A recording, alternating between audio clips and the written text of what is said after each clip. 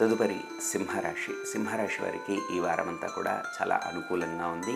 ముఖ్యంగా పెద్దవారి ఆశీస్సులు పొందడం అలాంటివి మీరు చేస్తూ ఉండండి. ఏదైనా పనుల్లో ఆటంకాలున్నా కూడా మీరు బయటపడతారు.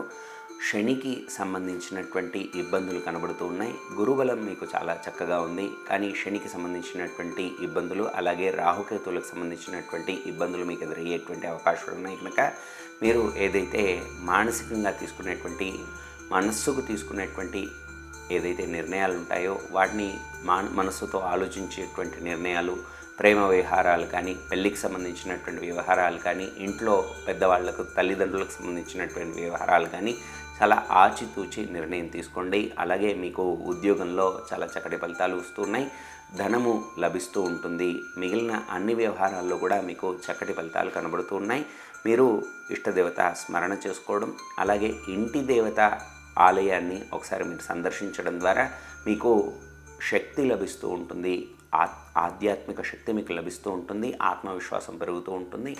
ఇంట్లో చక్కనైనటువంటి ఫలితాలను కూడా మీరు పొందుతారు.